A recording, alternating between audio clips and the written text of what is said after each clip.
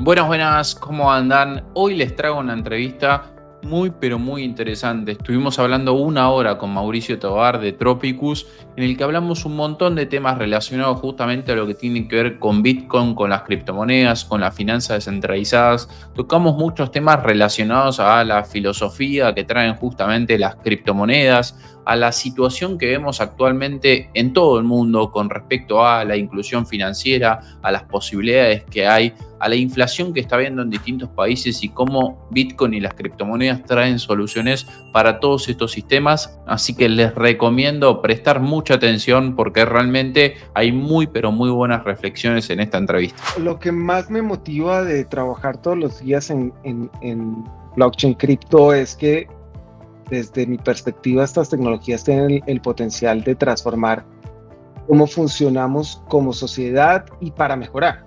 Me explico, y es que históricamente hemos estado acostumbrados a que las instituciones, nosotros depositamos la confianza en las instituciones para la gran mayoría de servicios que recibimos como ciudadanos o del sector privado como clientes.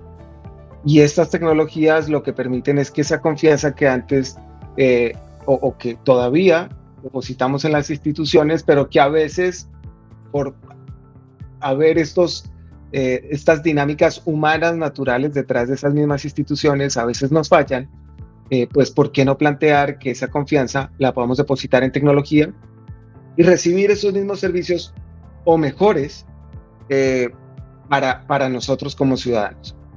Entonces, lo que más me ha motivado es ver una tecnología donde tenemos el potencial de hacerlo, de transformar y de llevar nuevas opciones a la gente y de darnos nuevas opciones también a nosotros mismos. Creo que Bitcoin, de los mayores valores que le aporta a la sociedad, es que nos hace preguntarnos eso es, ¿cuál dinero es mejor que otro? ¿Cuál diseño de dinero es malo? ¿Cuál diseño de dinero es bueno? ¿Cuál diseño de reserva de valor es mejor que otra? Antes de eso, yo te lo tengo que confesar, nunca me lo había preguntado. O sea, el dinero salía del cajero automático del banco y ya está. Incluso yo se lo decía a mi mamá, nosotros tenemos pocos recursos cuando niños, y yo le decía a mamá, cuando quería algo, y ella me decía, pero no hay plata.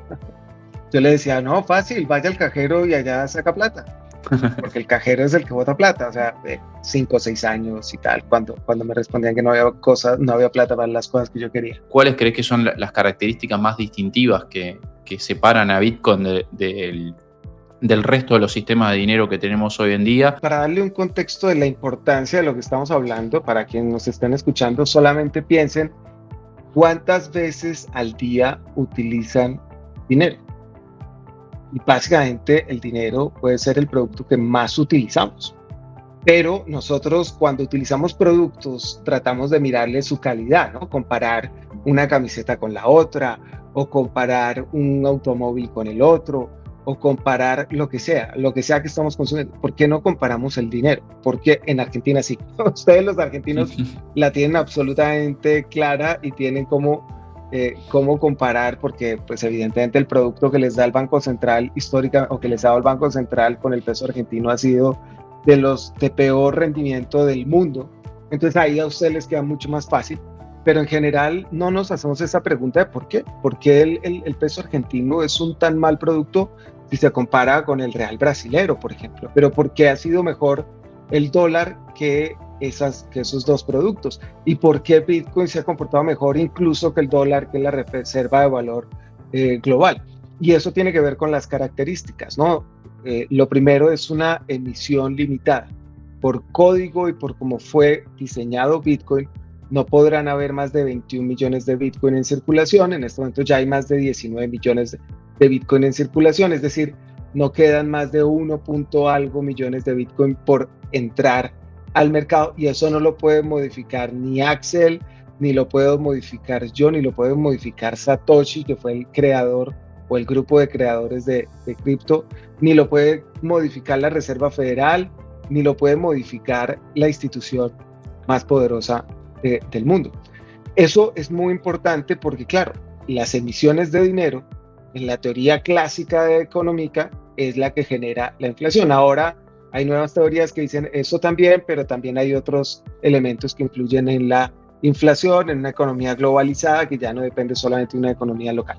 pero en gran parte, y lo podemos ver, que ningún país puede escapar de eso, porque Estados Unidos en la pandemia emitió como loco y le llegó la inflación a valores del 9-8%, que era impensable que la potencia mundial llegara a esos niveles de inflación tan elevados.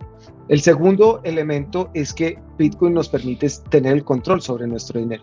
Cuando nosotros llevamos nuestro dinero al banco, ese dinero ahora pasa a ser del banco con una deuda con nosotros que normalmente la paga, eso hay que decirlo. Pero hay excepciones, y en Argentina también lo han visto, y en casi todos los países lo hemos visto, donde esa promesa o esa deuda no se termina pagando, y muchas veces la termina pagando el gobierno o el Estado, y cuando paga el gobierno o el Estado somos nosotros los que estamos pagando en realidad esa deuda, ¿no? Eso de paga el Estado, pagamos todos cuando paga el Estado, es por ahí. Entonces, este elemento de que nosotros no tengamos que delegar la custodia de nuestro dinero, sino que nosotros podamos tener el control de nuestro dinero es muy importante, y eso lleva a una tercera, y es que no se puede confiscar. Para que a ti, si tú guardas bien tus Bitcoin con la privacidad necesaria y demás, ningún gobierno va a poder llegar a quitarte tus Bitcoin, y además tampoco van a poder parar la red. Entonces en China han tratado de prohibir Bitcoin 5 o 6 veces, y pues después de la segunda es porque ya no podían. Es así de sencillo, y eso son parte de las características que tiene esta tecnología. Y esto trae detrás pues muchas cosas. Nadie controla la red, está totalmente, pues no, nada es totalmente descentralizado, pero es de lo más descentralizado que hay. No hay una sola persona o una sola entidad que pueda decir qué es lo que pasa con el protocolo. Entonces trae unas ventajas impresionantes que cuando las unes y las ves juntas se parece mucho al oro, porque el oro tú no puedes ir y sacar oro de la tierra sin un esfuerzo grande como lo hay que hacer con Bitcoin, pero en cualquier caso tú no vas a poder duplicar la cantidad de oro que hay en el mundo en un año, como si se puede hacer, como si lo pueden hacer los bancos centrales. Pueden duplicar la oferta monetaria simplemente porque la junta directiva del banco se pone de acuerdo que lo van a hacer en un año, y lo pueden hacer, y eso genera la inflación que genera. Entonces, como tiene unas características tan similares al oro, ha venido cogiendo mucha fuerza la narrativa de que es un oro 2.0, un oro digital con mejores cualidades que el oro, porque pues no tienes que pagar por su seguridad como toca hacerlo con el oro, no toca pagar por su transporte como toca hacerlo con el oro, y porque lo puedes dividir de manera mucho más sencilla, hasta en 100 millones de veces, y eso se puede hacer con el oro, pero es difícil de hacer con el oro. Entonces, y no es de custodia propia tampoco. El oro va a estar en algún lugar y tú tienes un certificado de que ese oro es tuyo, pero pues ese certificado es confianza en algún estado y demás. Y ya vimos que Suiza, por ejemplo, le incumplió esa promesa de resguardar el oro a Rusia, por las razones que podemos estar de acuerdo, sí o no, de que lo hagan por invadir Ucrania, pero en cualquier caso incumplieron esa promesa. Entonces los mismos países ya se empiezan a preguntar si tener reservas de oro en algún lugar si sigue siendo las reservas propias, o en cualquier momento alguien cambia de opinión y ya no lo es. Este tipo de cosas es lo que trae Bitcoin como reserva de valor y como dinero. Totalmente, creo que lo explicaste perfecto, porque fuiste tocando varios puntos, varias de las características que tiene Bitcoin. Creo que, y por eso te hice la pregunta, creo que es importante entender el por qué Bitcoin, porque si no uno lo ve y tiende a quizás generalizar y hablar solo del precio de Bitcoin, de si está a 60.000, si va a romper nuevos máximos históricos, de si baja, de si sube y demás, y estamos perdiendo de vista, y hacia ahí va apuntada la siguiente pregunta. Creo que por momentos dentro del ecosistema mismo, por más que tenemos muchísimas ganas de construir, muchísimas ganas de hacer proyectos y darle un sinfín de usos a esta tecnología, por momentos creo que se pierde un poco esas bases de quizás de inicio de Bitcoin, de por qué surgió Bitcoin, en qué contexto surge Bitcoin, porque surge en medio de la crisis financiera de los Estados Unidos. Fue presentado el 31 de octubre de 2008, empezó a funcionar en enero de 2009, pleno problema con los principales bancos del mundo. Entonces creo que esta parte de entender las características de Bitcoin, contraponerlas con los sistema de dinero que tenemos actuales, creo que está muy bueno, y a partir de ahí sí pensar en, bueno, entendemos que este sistema de dinero es mejor, construyamos sobre esto. ¿En eso vos ves que vamos hacia que Bitcoin reemplace a los sistemas de dinero que tenemos hoy en día? ¿Lo ves como un sistema que compita o que vaya en paralelo de alguna manera, que las personas puedan ir eligiendo en base a sus necesidades, en base a lo que quieran, en cuál de los sistemas terminan utilizando su dinero y teniendo sus reservas de valor? Sí, digamos, yo soy Bitcoiner, pero yo no soy un radical en mi pensamiento de que Bitcoin va a ser lo único que exista. Yo soy más de un pensamiento desde los ciudadanos y desde los usuarios de poder tener alternativas. Y para los que creemos en el libre mercado, tener alternativas es lo mejor que nos puede pasar como ciudadanos, porque hay competencia. Si Bitcoin fuera el único y acaba con la competencia, que no creo que va a pasar, ya te digo por qué, pues tampoco sería bueno, porque sería la única alternativa que tendríamos. Entonces no nos quedamos sin opciones. Yo soy de los que creo que si estamos trabajando por llevar servicios financieros y alternativas, deberíamos estar felices porque un sistema bancario se haga más fuerte y porque un grupo o un ecosistema de fintech también den buenos servicios y porque un ecosistema de cripto también de buenos servicios, porque todo eso va a ayudar a la gente y la gente va a poder tener opciones para escoger. Evidentemente, si lo hacemos mejor desde cripto, pues la gente va a escoger cripto, pero si no lo hacemos lo suficientemente bien, pues la gente va a tener otras opciones, o si se nos demora un poco más la revolución que estamos tratando de acelerarla, porque creo que va a llegar sí o sí, pero en el momento es en cuanto con estas nuevas tecnologías, pues en cualquier caso tenemos que pensar que el problema real no es tecnológico, sino es de acceso a servicios financieros. Entonces, desde esa perspectiva, podemos verlo con las agencias de viajes, por ejemplo. Digamos, ya, tú y yo pensaríamos qué sentido tiene tener agencias de viajes en este momento después de que el Internet desde hace 20 años les está haciendo disrupción. Pues todavía existen agencias de viajes y todavía la utilizan la gente mayor principalmente, tal vez nosotros no, pero la gente mayor utiliza agencias de viaje y todavía hay muchas agencias de viaje por ahí, no han desaparecido. Entonces, a pesar de la diferencia de calidad y de servicio que ofrece comprar por internet y de precio, la gente todavía prefiere que me armen el paquete completico, que me lleven en un bus con mis amigos para lado y lado, que me hagan madrugar, etc. A nosotros no, pero hay gente que sí. Entonces, eso significa que estos servicios nunca van a desaparecer del todo, que siempre van a haber nichos que van a preferir los bancos y que nunca van a querer ir a cripto. O van a haber nichos que van a querer mantenerse en fintech. Y van a haber nichos que solo van a ver cripto y nunca van a conocer un banco.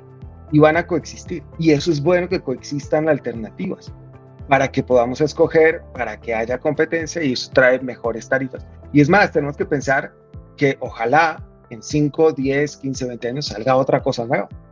¿Por qué no? Así como cuando no existía Bitcoin y cambió el panorama, de pronto sale algo que pone un valor adicional sobre el conocimiento de la humanidad y sobre las soluciones de los ciudadanos. Y eso me parece que está bien. Pues yo creo que cada uno debemos apoyar a quienes están trabajando por llevar estas alternativas independientemente de la tecnología. Obviamente yo me articulo mucho más con los que son cripto, pero no podemos ser tan radicales de pensar que es la única alternativa. Pongo un ejemplo para explicar mi punto. No sé si ustedes vieron lo mismo en Buenos Aires, pero en Colombia, cuando llegó Uber, tal vez hace 15 años, la diferencia del servicio de Uber con respecto a los taxis era absolutamente abismal. O sea, los taxis aquí, pues siempre, los taxis en cualquier lado son más cercanos, no son una mafia que un servicio público, pero en ese momento acá en Bogotá, tú estirabas el brazo y él paraba y te preguntaba tú para dónde ibas, y si le decías un lugar para donde él no iba, él no te llevaba. Así de sencillo. O sea, ese era el tipo de servicio que había en Bogotá de taxi.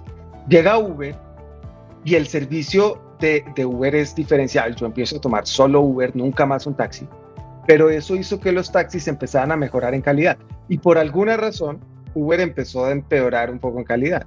Entonces yo actualmente utilizo las dos opciones dependiendo. Si tengo tiempo para esperar el Uber, bien, y si necesito coger uno, ya estiro la mano y cojo un taxi, y el servicio es un poco mejor que antes. No, digamos, nunca es perfecto por ninguno de los dos lados, pero es mejor. Entonces, Uber lo que hizo fue mejorar el servicio de taxi, porque genera competencia. Cuando no hay competencia, entonces yo no voy a donde tú vayas. O sea, ese es un dicho que hay acá para los taxistas. Y yo creo que cripto y fintech han ayudado a elevar la calidad de los bancos. Han ayudado a que tengan que salir con mejores productos. Algunos de ellos ya tienen productos fintech, algunos de ellos ya tienen productos cripto. Pero creo que simplemente el hecho de generar competencia, además de llevar las soluciones cripto, está haciendo que los otros competidores tengan que subir la vara. ¿Y eso a quién beneficia? Al consumidor final, que es lo que nos interesa a todos. Totalmente. Me encantó esa comparación, sobre todo también porque, por lo menos acá en Buenos Aires, en Argentina, cuando desembarcó Uber, hubo un gran revuelo por parte de los taxistas. Muchos se oponían y de hecho hubo muchas protestas y demás tratando de sacar a Uber de Argentina, cosa que no terminó pasando. Y uno de los argumentos lógicos era, bueno, en vez de quejarte de Uber y demás, trata de mejorar tu servicio, trata de ser competitivo en precio y no abusarte porque sos el único medio de transporte que tiene la gente que necesita tomar un transporte de ese estilo. Y está muy bueno el hecho de que vos también lo compares con que terminó mejorando el servicio de los taxistas, que es algo que indefectiblemente está pasando. Y ni hablar... y ahora, Axel, se están mezclando. Entonces, casi todos los servicios aquí en Colombia, y creo que me imagino que en Argentina, aquí todavía los están intentando sacar. Aquí cada 6 meses arman un paro de taxistas para sacar a Uber y a todas las aplicaciones. Aquí en Colombia, a diferencia de muchos otros lugares, todavía no hemos podido solucionar el tema. Es impresionante. Pero ya ahora, y creo que eso fue una movida muy hábil por parte de estas aplicaciones, lo que le permiten es a los taxistas estar dentro de la aplicación. Entonces uno entra a Uber y le dice, oye, yo quiero coger un servicio de taxi. Pues ahora los taxistas dicen como, Uber me está dando más viajes y menos recorrido improductivo dentro de la ciudad. Ya, o sea, ¿por qué voy a pelear contra el que me está dando más trabajo que antes? Eso me parece que es muy, muy hábil de Uber, y creo que en cripto eso va a empezar a pasar también en ese símil, y es que creo que nos vamos a cada vez más unir con las fintech, cada vez más unir incluso con los bancos, y que esas barreras se van a ir difundiendo. Habrán siempre usuarios que van a querer estar solo en cripto y tenemos que atenderlos. Habrán unos que van a querer estar en billeteras centralizadas, habrá que atenderlos, y habrá otros que van a querer ir a servicios cripto de bancos o directamente a los bancos. Y desde que tengan buenos servicios, estamos aportando al ecosistema. Totalmente, y está bueno no ir hacia extremos, sino entender como que cada persona tiene un comportamiento único y con eso preferencias que puede llegar a tener. A mí me pasó cuando recién empecé en cripto, primero no entendía nada, después cuando me interioricé dije todo descentralizado, wallet self-custodial, no te metas en un exchange centralizado. Después empecé a trabajar en un exchange centralizado de cripto y entendí son pasos necesarios y son actores importantes porque están haciendo de puente, de nexo entre lo que es cripto, porque si no queda el mundo cripto y Bitcoin muy aislado, sin conexión con las finanzas tradicionales. Y como bien decís, creo que está habiendo cada vez más una mezcla en donde se van encontrando híbridos, y lo importante creo acá es llevar conciencia y que cada uno elija en la opción que más lo deja tranquilo. Hay mucha gente que el hecho de que le digas, che, vas a ser dueño de tu dinero, vas a tener que custodiar estas palabras porque si no perdés los ahorros de toda tu vida, y va a salir espantado, te va a decir, prefiero registrarme en una cuenta que si me olvido la contraseña, recuperé mi contraseña y me manda un código al mail. Estará en cada uno. Lo importante creo que es llevar conciencia, como digo, que después sea cada uno libre de elegir qué opción le es más acorde a su realidad. Y yo creo que, digamos, la foto actual desde el punto de vista de experiencia de usuario favorece mucho más a los productos que vienen construyéndose desde hace años, ¿no? Las fintech, los bancos, pero yo no lo veo como una foto, sino lo veo como una película. Y yo creo que esa película va a terminar favoreciendo todo lo que tiene que ver con cripto y custodia propia. Lo que pasa es que lo que tú dices, vamos a darle al usuario las opciones que pueda recuperar su acceso al dinero de una manera tan sencilla como lo hace, o incluso, ojalá, ¿por qué no?, mejor que como lo hacen con su banco o con su servicio fintech. Pues es que también tenemos que tener en cuenta que cripto es muy joven todavía, que es muy complejo por las bases como fue diseñado inicialmente, y que ha sido muy geek también, ha sido muy de desarrolladores de software, Y cada vez más empiezan a entrar diseñadores de experiencia y diseñadores de servicios que están ayudando a mejorar esa comunicación entre el usuario y quienes desarrollamos cripto para que cada vez sea muchísimo más sencillo de utilizar y que la experiencia no solamente iguale lo que es Web 2 o los servicios bancarios a veces, de los que tienen buenos servicios bancarios en línea, sino que la va a superar desde mi perspectiva. Y ahí la gente cada vez se le va a hacer más obvio que debería ir a este tipo de servicios. Lo que pasa es que para que alguien cambie un servicio no solamente tenemos que hacerlo un poquito mejor, sino tenemos que hacerlo muchísimo mejor porque la gente no quiere cambios, a menos de que sea algo efectivamente demasiado bueno. Pues por eso tenemos que esforzarnos, eso depende de nosotros, los que estamos detrás de generar productos del ecosistema, y es que el producto que desarrollemos la gente lo vea como 5, 6, 7 veces mejor que los productos que está utilizando para que eso lo desprenda del producto y les permita ir a estas nuevas experiencias, porque si lo haces igual de bueno, dirán, bueno, ¿yo por qué tengo que quitar el servicio que ya tengo por uno nuevo si es igual de bueno? ¿No? O sea, tenemos que pensar desde la perspectiva del usuario y no tanto desde lo que nosotros queremos como bitcoiners y demás, sino pues de la realidad de lo que ellos quieren. Totalmente. Bueno, me encantan todas estas reflexiones, creo que está bueno ir debatiéndolas, y en eso también está bueno tu visión, y acaban dos preguntas en uno, sobre cómo ves y cómo veías en definitiva hacer esta comparativa desde 2016, 2017, cuando tuviste tus primeros acercamientos, tanto a lo que es el mundo, por así decirlo, tradicional. En definitiva, yo antes hablaba de la unión de los dos mundos, y el mundo es el mismo, y en todo caso son finanzas más digitales, ¿o no? Pero ¿cómo ves el mundo cripto, cómo ha evolucionado el sistema cripto, la comunidad cripto, en definitiva, en estos años, y también cómo lo hizo la gente, en definitiva, que necesita acceso? ¿Cómo ves en la situación en general de gente desbancarizada, si está mejorando, si ves que no, si a partir de cripto se están dando más posibilidades, o quizás a través de finanzas tradicionales también se le están dando más acceso, o si por el contrario está empeorando esa situación? Sí, yo creo que de 2016 acá hay algo que hay que resaltar, y es que en temas de dinero, el que no haya un cambio es la mejor característica, porque cuando tú puedes hacer cambios en el dinero, es lo que pueden hacer las juntas directivas de los bancos centrales, ¿no? Oiga, hoy vamos a emitir más, hoy vamos a emitir menos, hoy vamos a subir tasas de interés, hoy vamos a bajar tasas de interés, acorde a su propio criterio. Yo no digo que lo estén haciendo con mala intención ni nada de esto, pero los humanos normalmente nos equivocamos, y si el dinero depende de eso, pues o está cambiando recurrentemente, normalmente cambia no tan para bien. Bitcoin ha mantenido su propuesta igual, pero lo ha respaldado la historia desde 2016, de 8 años que yo estaba en el ecosistema. Y cada día que lo hace genera más confianza. Y cada día que lo hace se hace más fuerte.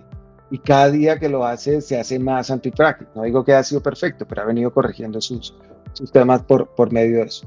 Eso por un lado. Lo segundo, creo que el ecosistema ha mejorado mucho en temas de escalabilidad, de plantear soluciones de segunda capa, no solamente en Bitcoin, sino también en otras redes. Y ha habido muchísimo desarrollo tecnológico alrededor, por ejemplo, de una tecnología que se llama Zero Knowledge Proof, y que pareciera también va a ser el futuro de la escalabilidad de Bitcoin, pero que tenemos que decirlo, fue muy bien implementada y ha sido muy bien desarrollada. Obviamente estas tecnologías vienen de antes de Bitcoin y cripto y blockchain, pero que han encontrado su potencial en redes como Ethereum y la escalabilidad de Ethereum, y ahora Bitcoin está diciendo, eso está bueno porque es criptografía, digamos, efectivamente permite que hayan segundas capas y no simplemente sidechains y demás, y eso está viniendo también a Bitcoin, y creo que es muy potente, y Rustock lo está trabajando, por ejemplo. Otro elemento es que creo que la experiencia de usuario ha cambiado, todavía no es perfecta, pero ha mejorado muchísimo en los últimos tiempos, y eso creo que va a seguir mejorando. Yo lo que veo del último año es un cambio radical con respecto a los últimos 7 años de experiencia de usuario, donde tú ya puedes tener una billetera no custodia en menos de 30 segundos, con diferentes tecnologías, ya sea con tu correo electrónico o con tu huella digital del celular, etcétera, para abrir una Coinbase Wallet u otras de manera muy, muy, muy sencilla. Y creo que también la percepción del mercado ha venido mejorando supremamente bien alrededor de lo que es cripto con la aprobación de los ETFs y demás. Creo que sí, todavía seguimos metidos en unas peleas muy curiosas entre ecosistemas y eso atrasa la evolución. Yo soy más maximalista del usuario que maximalista de cualquier otra cosa. Y creo que deberíamos concentrarnos en eso, en cuáles son los problemas que estamos tratando de solucionar y qué barreras nos hacen falta superar para llegar a solucionar esos problemas. Entonces creo que eso sí sigue permaneciendo ahí. Por allá en 2017 fue esta guerra civil interna de Bitcoin, luego fue Bitcoin contra Ethereum, luego fue Ethereum contra el resto de la Layer 1, luego contra Solana. Se empiezan a crear unos campos con limitaciones y con barreras en los que yo no creo. Yo no creo por ejemplo, en las limitaciones de espacio que nos generan los países, en las fronteras. No deberían existir al final, o sea, el natural, eso no es natural. Cuando te paras, por ejemplo, allí en Iguazú, donde está Brasil, Argentina, Paraguay, es un río que tiene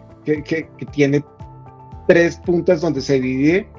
La naturaleza te dice que hay agua como en cualquier otro lado de un río que se divide en 3, pero para nosotros los humanos ahí hay 3 países, ¿me hago entender? Es una cosa rarísima.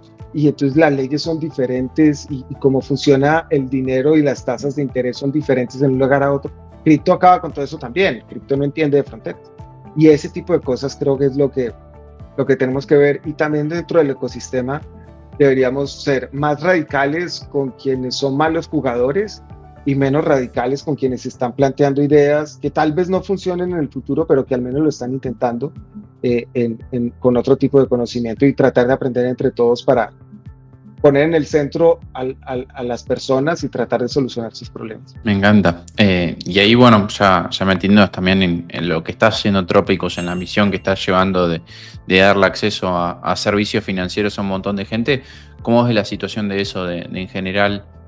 No recuerdo ahora los porcentajes, pero no sé si es la mitad del mundo no está bancarizado o una cosa así, o no tiene acceso mínimamente a servicios que quizás naturalizar. Podemos, sí. ¿Sabes qué te iba a decir? Yendo a eso, también tenemos que ser muy sinceros, es decir, yo creo en estas tecnologías y dedico toda mi vida a ellas, pero uno no puede desconocer, por ejemplo, el impacto que está teniendo Pix en Brasil. Y eso lo hizo un banco central. Ustedes se han dado cuenta que soy crítico de los bancos centrales y de muchas de las actitudes que toman. Pero Pix, que es el sistema de pagos instantáneos gratuito de Brasil, tiene más cuentas de Pix en Brasil que ciudadanos de Brasil. O sea, y lo hizo un banco central y lo hizo en poquísimo tiempo. Y el impacto que ha tenido en inclusión financiera es una barbaridad.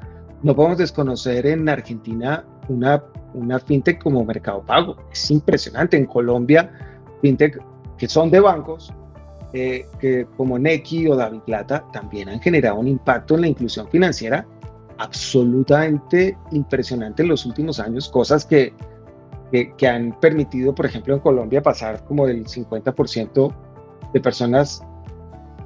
Bueno, hay quien define bancarizado a quien puede acceder a servicios, no simplemente de una cuenta de ahorros, sino que también pueden acceder a crédito. Y ahí sí, pues pucha, en Latinoamérica estamos muy mal, pero lo que es acceso a cuentas de ahorro en moneda local ha mejorado mucho. Ahora, hay países donde no podemos tener cuentas de ahorro en dólares, por ejemplo, o en cualquier otra moneda, y eso no nos lo preguntamos y eso también está mal, y eso debería ser parte de la inclusión financiera. Pero no podemos dejar de reconocer muchos ejemplos que han pasado en nuestra región por fintech y bancos alejados en algún caso de todo este mundo cripto y que también están generando un muy buen impacto, y tenemos que estar contentos por la gente que está accediendo a servicios financieros gracias a esos desarrollos. ¿Qué rol juega en todo esto Tropicus? ¿Cuál es la misión con la que empezaron a crear Tropicus? También recuérdame en qué año fue que empezaron a gestar este proyecto y cómo fueron esos primeros pasos, qué idea tenían en la cabeza, qué misión siguieron para construir esta plataforma. Nació Tropicus porque me pasaba a mí, le pasaba a mis socios y le pasaba a nuestros empleados de que íbamos al banco para cualquier cosa, ya sea por cosas de la otra empresa de desarrollo de software que tenemos o porque algún empleado necesitaba un crédito para la casa, y los bancos siempre me trataban supremamente mal o nos trataban absolutamente mal. Yo volvía del banco y les decía, no, muchachos, hay que hacer algo. ¿Cómo es posible que lo traten uno así? O sea, de cierta manera, nosotros tenemos la fortuna de tener buenas conexiones aquí en Colombia, incluso con la asociación bancaria, y empezamos a mover esas conexiones para decirles, vean lo que está pasando con los bancos, con los emprendedores, no porque sea Mauricio Tovar, es porque soy un emprendedor y les puedo traer este caso. No les importa, o sea, la asociación bancaria se alertó, nos puso nuestro caso, y a los bancos no les interesó. Y siempre volvíamos y decíamos, hay que hacer algo, hay que hacer algo. Y nosotros habíamos tenido y veníamos adquiriendo el conocimiento de estas tecnologías por desarrollos de la otra empresa, que hacíamos productos DeFi para clientes en Nueva York y en Uruguay, y nos dimos cuenta que en Latinoamérica nadie lo estaba utilizando y que las tasas de interés que planteaban estos protocolos eran mucho más favorables tanto para el ahorro como para el crédito por simples hechos desde primeros principios, y es que todo lo que hace un banco o todo lo que hace una fintech para generar ahorro y crédito, pues esto lo hace la tecnología, los llamados contratos inteligentes. Entonces ahí hay unas eficiencias brutales que permiten acercar mucho más las tasas de interés entre los ahorradores y los prestamistas. Pero es que en Latinoamérica el problema de acceso a ahorro en cuentas digitales en dólares, hay países donde conviven, en México, en Perú, por ejemplo. Pero países como Colombia, Argentina o Brasil, pues tenemos problemas para ahorrar en dólares. O si nos abren cuentas es en otro país, no las abren, por ejemplo, aquí en Colombia. Entonces dijimos, oiga, hay que llevar alternativas para poder escoger en qué quiero ahorrar y poder escapar de posibles devaluaciones y de la inflación que estaba. Eso arrancó, nosotros empezamos a pensar en esta idea en 2021 y lo pusimos en Mainnet en febrero del 2022. Y desde ahí ha estado funcionando en Mainnet. Entonces nuestra misión es llevar alternativas de ahorro y crédito. ¿Por qué de crédito?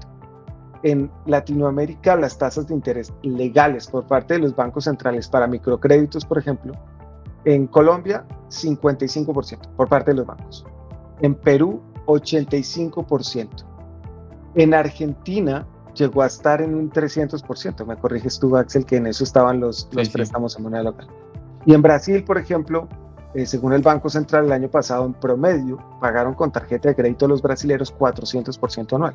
Cuando tú tienes que pagar esas tasas de interés, cojamos la más baja, Colombia, 55%, legal. Es que tienes que pagar, si sacas 100 pesos, tienes que pagar al final un poco más de 155 pesos si lo pagas en un año. Si lo pagas en más años, se te va más para allá. Entonces, es imposible pagar esas deudas. Y por eso dijimos, hay que llevar alternativas.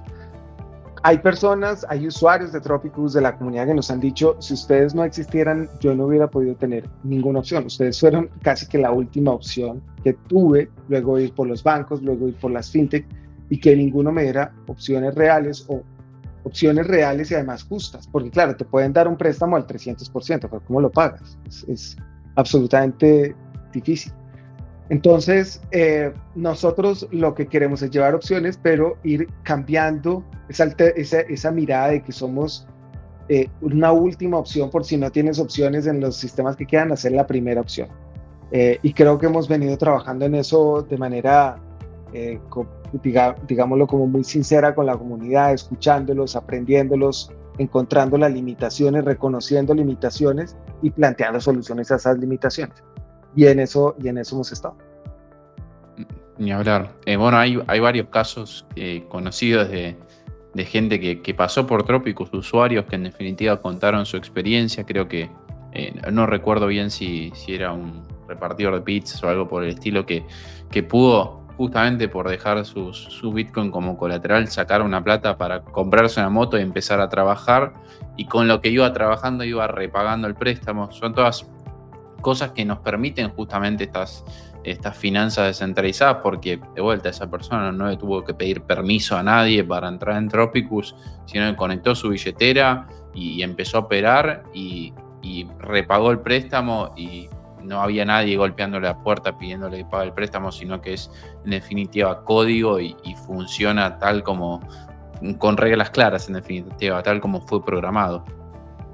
Sí, y tenemos unos casos que te vas para atrás, o sea, y es lo que nos motiva cuando la comunidad se anima a contarnos para qué lo están utilizando, porque acuérdense que lo pueden utilizar sin ningún requisito que pueda limitarte de identidad. Si tú por alguna razón eres venezolano y no tienes pasaporte, no vas a poder abrir una cuenta bancaria en muchos lugares. En Tropicus no te vamos a pedir tu pasaporte. Entonces, como quitamos todas esas barreras, también tenemos un problema, es que nosotros no podemos hacer seguimiento para que lo utilicen. Entonces, cuando nos enteramos, porque la comunidad se anima a contarnos, eso nos motiva muchísimo. Hay gente que lo ha utilizado para llegar a final de mes, hay gente que lo ha utilizado para financiarse negocios como panaderías, hay gente que lo ha utilizado para financiarse su propia boda, que algunos dirán, hombre, no es el mejor caso de eso. Eso ya cada uno lo decidirá.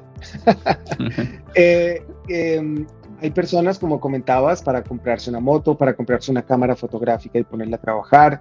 Hay personas que conocemos que han terminado de pagar lotes con préstamos en Tropicus. Hay personas que conocemos y que en el futuro lo harán público, ojalá, que están construyendo casas con Tropicus.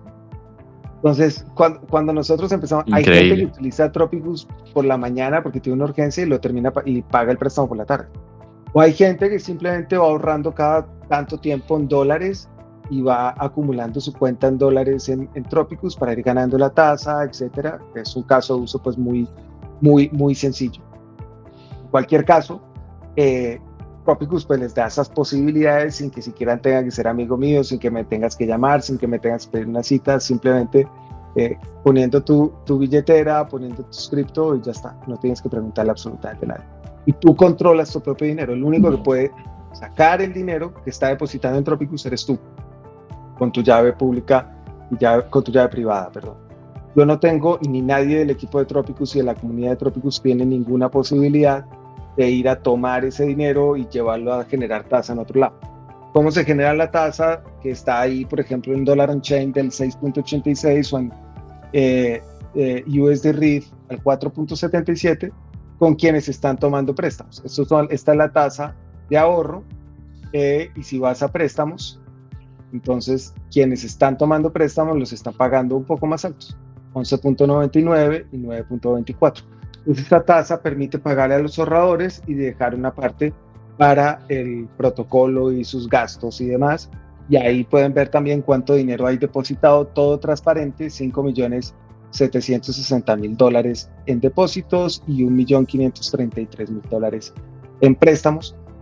Y pueden incluso ver el detalle en cada uno de los mercados, porque esto es algo lindo que tienen las finanzas descentralizadas. Y es que a diferencia de que tú no puedes saber cuánto dinero tiene en general tu banco en todo momento, sí lo puedes hacer en protocolos como Tropicus. Me encanta, por eso quería mostrarlo también, porque está la información transparente, se puede ver y incluso para el que tenga conocimientos más técnicos sobre programación y demás puede meterse más de lleno todavía. Entonces creo que está muy bueno, es una plataforma súper sencilla, van a conectar su billetera, no hay mucho más que hacer en esto que si quieren después, una vez que conectaron su billetera, generar rendimientos, pueden depositar acá Dollar on Chain, o si quieren pedir prestado pueden dejar, por ejemplo, que puede ser estos casos de uso que mencionó bien Mauricio, o puede ser para aquellos que por estrategia financiera ven que es un buen momento de que Bitcoin va a subir. No damos consejos financieros acá, pero es uno de los casos de uso que se ve también, y quizás es, bueno, dejo en definitiva como colateral Bitcoin porque creo que va a subir, tomo prestado Dollar on Chain en este caso o USD RIF,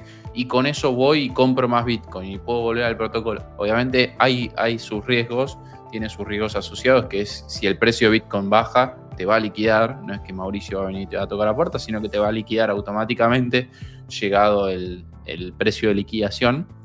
Pero son estrategias que se utilizan y que también son totalmente válidas, porque permiten justamente de alguna manera tener mayor cantidad de herramientas en un stack financiero que antes no se tenían. Este tipo de estrategias que quizás nosotros, por estar dentro de cripto, las normalizamos, no eran algo que hace 15 años podías hacer libremente, o si el que lo podía hacer era para unos pocos, y hoy por hoy esto lo puedes hacer, como bien decías, con una conexión a internet, un dispositivo móvil que te permita justamente conectarte a internet y bajarte alguna billetera y ya podés empezar a operar, que creo que es lo más lindo que tiene todo esto. Así es muy sencillo, dirían que es un poquito aburrido, pero el mejor dinero es aburrido, como lo es Bitcoin, no cambia. Y acá queremos que tú puedas hacerlo lo más rápido posible, lo más sencillo posible, que no necesites ningún conocimiento técnico específico para poder hacerlo, sino simplemente si quieres ahorrar dólares, lo puedes hacer en un clic o en un par de clics y ya está. Me encanta, y también en esto, cuando hacemos un tutorial y demás, no hay mucho más que explicar, es todo sencillo y creo que hacia ahí tiene que ir también todo, porque cada vez más ese tiempo de atención promedio que hay en general en la sociedad está bajando cada vez más, es más difícil retener la atención ni hablar de sentarse y aprender y utilizar protocolos, y creo que, como bien lo marcaba Mauricio también en el último tiempo, en el último año y demás, se ha ido trabajando mucho en general en el ecosistema cripto en mejorar esta experiencia de usuario, y eso hace que aparezcan productos súper simplificados que con un 3, 4, 5 clics ya te permiten empezar a hacer movimientos, y creo que hacia ahí tenemos que ir, ¿no? Hacia simplificar todo esto. Como pregunta casi de cierre ahí, te quiero consultar cuáles son los desafíos que ves dentro de Tropicus, cuáles son esos siguientes pasos que les gustaría dar. Si querés mencionar también el caso de gente quizás que veo yo, quizás es el principal desafío, gente que no tiene para poner ese colateral, cómo se pueden llegar a solucionar esas situaciones. Y después sí, la última pregunta, si querés, vamos a lo macro de cuáles ves que son los desafíos para cripto a nivel industria en los próximos años.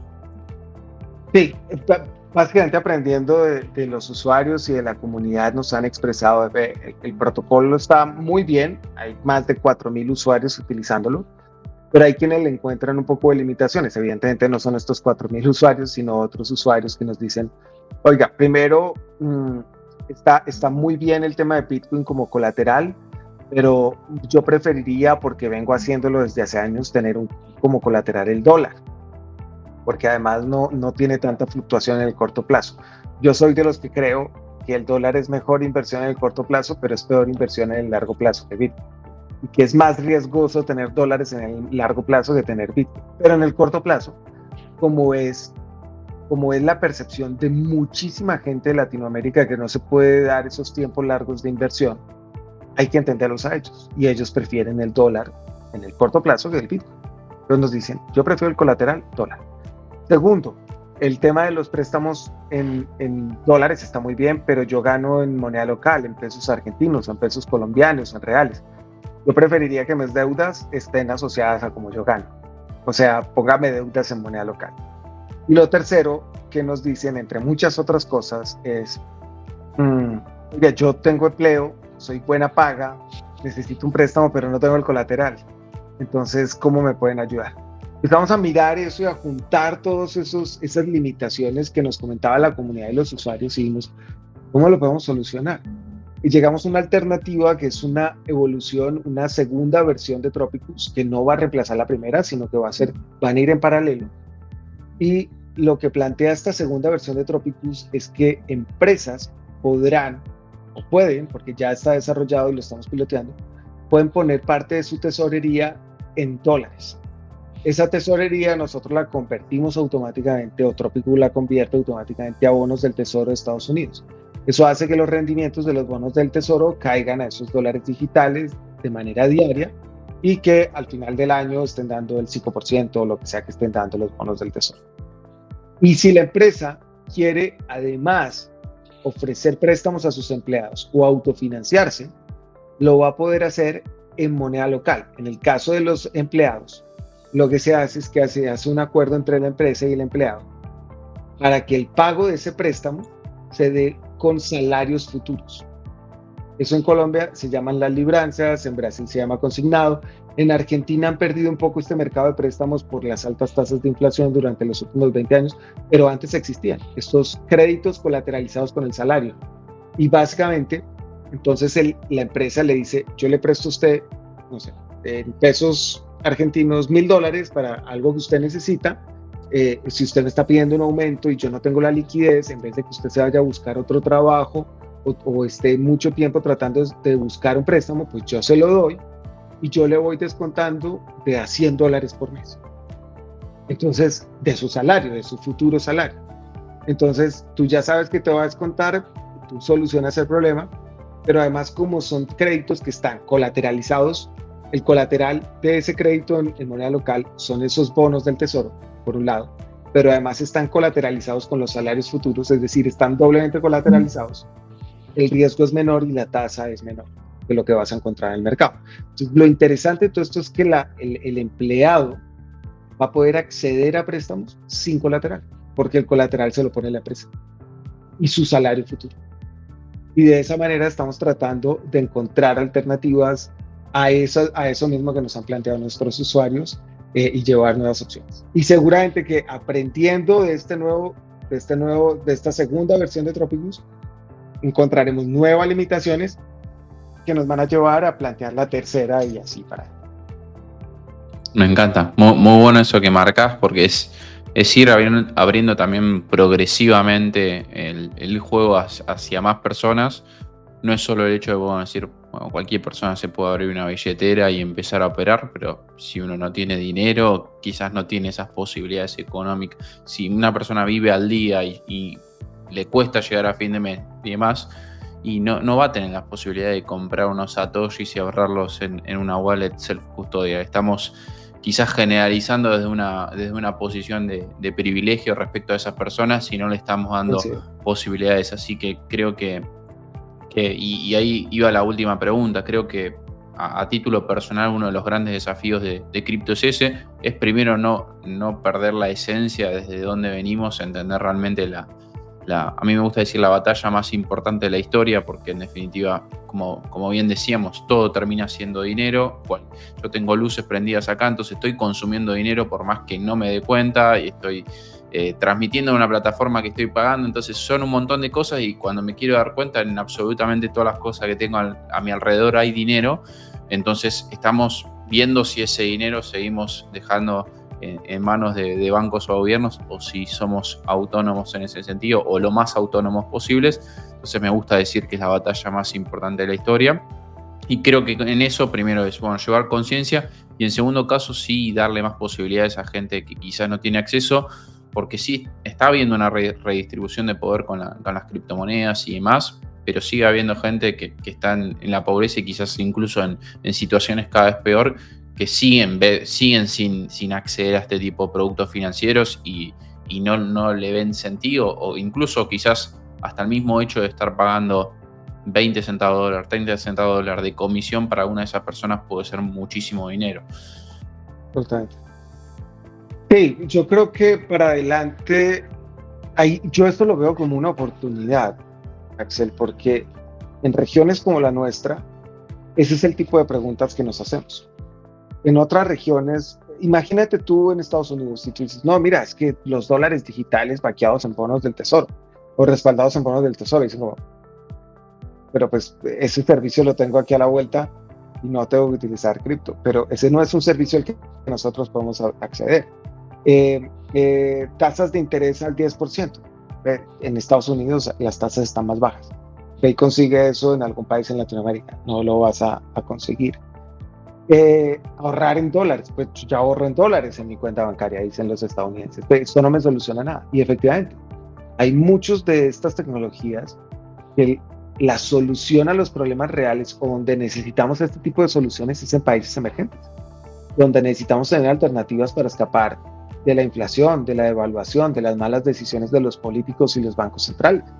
Y cripto es una alternativa para nosotros, para evitar las comisiones que hay que hacer simplemente por hacer una remesa, que es una barbaridad que eso exista. O sea, eso es una locura. Yo creo que en 100 años las generaciones de ese momento van a mirar para atrás y van a decir, ¿Cómo es posible que esta gente pagara 5, 7, 12% de fee por mandar el dinero de Venezuela a Colombia? O sea, es una locura y una barbaridad. No existía el Internet luego, el Internet que no entiende de fronteras. O sea, es tan bárbaro como tener 8 horas a los niños en el colegio. También en el futuro van a decir, ¿cómo podían tener 8 horas a los niños en el colegio? Es una barbaridad que hicieran eso. Es como cuando nosotros ahora miramos los romanos cuando ponían estos enfrentamientos a muerte y decíamos, oiga, es que eso es una barbaridad. O cuando miramos para atrás y decimos, ¿cómo es posible que las mujeres no pudieran votar? O sea, es que es una barbaridad lo que éramos como sociedad. Este tipo de cosas las vamos a ver de adelante para atrás. Tasas de interés del 400%, Dios mío. Inflación, ahorita está el 200% Argentina, que con muy buenas perspectivas de mejorar durante este año. Lo que pasa es que trae acumulada el año pasado.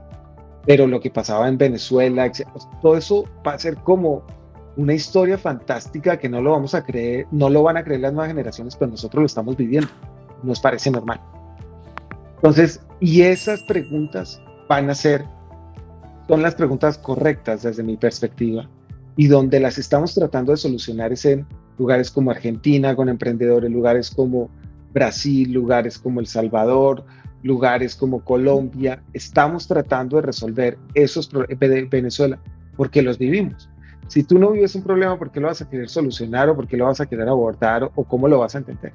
Y ahí está la oportunidad de estas tecnologías en nuestra región y por eso debemos creernos que nosotros vamos a ser líderes en el desarrollo de este tipo de soluciones y que después de que nos solucionemos los problemas localmente, se los vamos a exportar como solución al resto, porque estos problemas de inflación ahora ya los entiende el resto del mundo después de la pandemia. Entonces no los entendían, solo lo entendíamos los países en vías de desarrollo y ahora lo entienden el resto de países porque lo vivieron por un tiempo. Pues creo que ahí está la oportunidad. Eso es lo que viene, aprovechar esa oportunidad como región, capturarla y exportarla. Bueno, y espero que les haya gustado. Realmente yo me quedé con un montón de cosas anotadas para seguir reflexionando. Creo que conocer a las personas que están detrás de los proyectos, detrás de los protocolos dentro de cripto es súper, pero súper interesante. Conocer su mirada, no solo los productos que están construyendo, sino también el hecho de las cosas que tienen en la cabeza, en qué piensan, cómo ven el ecosistema cripto en general y cómo ven el resto de las finanzas a nivel mundial. Así que súper, pero súper interesante esta charla con Mauricio. Si te gustó, si tenés preguntas y demás, podés dejarlo todo en los comentarios. Y obvio te invito a que te suscribas para seguir viendo mucho más contenido relacionado a Bitcoin, a las criptomonedas y a las finanzas descentralizadas. Nos vemos en un próximo video. Chau, chau.